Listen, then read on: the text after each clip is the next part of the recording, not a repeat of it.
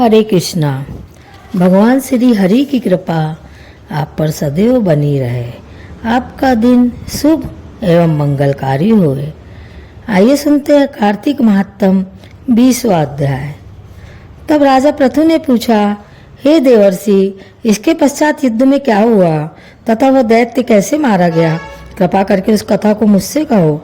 नारद जी ने कहा कि जब गिरजा वहां से अदृश्य हो गई और गंधर्वी माया भी विलीन हो गई, तब भगवान वृषध्वज चैतन्य हो गए। उन्होंने लौकिकता व्यक्त करते हुए बड़ा क्रोध किया। फिर भगवान शंकर जलंधर से युद्ध करने लगे। जलंधर शंकर के बाणों को काटने लगा, परंतु जब काट न सका तो उसने माया की पार्वती बनाकर अपने रथ से बांध ली, जो विलाप कर रही थी। तब अपनी प्रिय पार्वती को इस तरह कष्ट में पड़ा देख के लौकिक लीला दिखाते हुए शंकर जी सांसारिक जनों की तरह व्याकुल हो गए और उन्होंने अग्निपुंज की तरह भयंकर रौद्र रूप धारण किया। उनके रौद्र रूप को देखकर कोई भी दैत्य उनके सामने खड़ा होने में समर्थ न हो सका। यहाँ तक कि शुंभ निशुंभ भी युद्ध में स्थित होने को समर्थ न हो सके। जलंधर की सारी माया क्षण भर में नष्ट हो गई।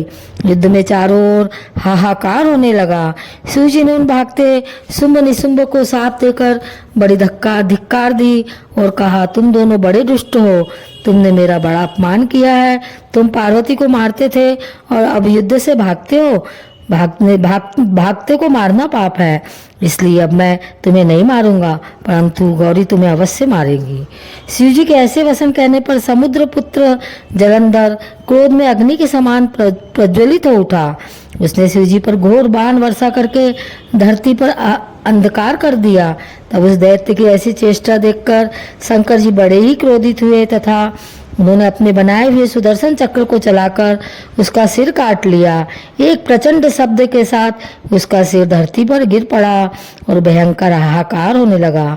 अंजल पर्वत के समान उसके शरीर के 2 खंड हो गए। उसके रुधिर से संग्राम भूमि व्याप्त हो गई। सारी धरती विवल हो गई। शिव जी की आज्ञा से उसका रक्त और मांस महागौरव में जाकर रक्त का कुंड हो गया तथा उसके शरीर का तेज निकलकर शंकर जी के शरीर में वैसे ही प्रवेश कर गया जैसे कि वृंदा का तेज गौरी जी के शरीर में प्रवेश हुआ था। जलंधर को मरा हुआ देखकर देवता और गंधर्व सब प्रसन्न हो गए। आइए सुनते हैं कार्तिक महात्म का 21वां अध्याय। ब्रह्मा आदि देवताओं ने नतमस्तक होकर शंकर जी की बड़ी स्तुति की और कहा, हे प्रभु, आप प्रकृति से परे पार ब्रह्म और परमेश्वर है। आप निर्गुण निर्विकार व सबके ईश्वर होकर भी नित्य अनेक प्रकार के कर्मों को करते हैं। हे शंकर जी, हम सब ब्रह्मा आदि सब देवता आपके दास है। हे देवेश, हे शिव जी, आप प्रसन्न होकर हमारी रक्षा कीजिए। हे नाथ, हम आपकी प्रजा है तथा सदा आपकी शरण में रहते हैं। राजा पृथु से नारद जी ने कहा, जब इस प्रकार ब्रह्मा आदि सब देवताओं और मुनियों ने शिव जी के अनेक प्रकार से स्तुति करके उनके चरण कमलों का ध्यान किया, तब उसे सुन देवताओं को वर देकर शिव जी वहीं पर अंतर ध्यान हो गए। पश्चात शिव जी का यश गाते हुए सब देवता प्रसन्न होकर अपने अपने स्थान को चले गए। महेशाख्यान से जलंधर का युद्ध चरित्र बड़ा पुण्यप्रद और सब पापों का नाश करने वाला है।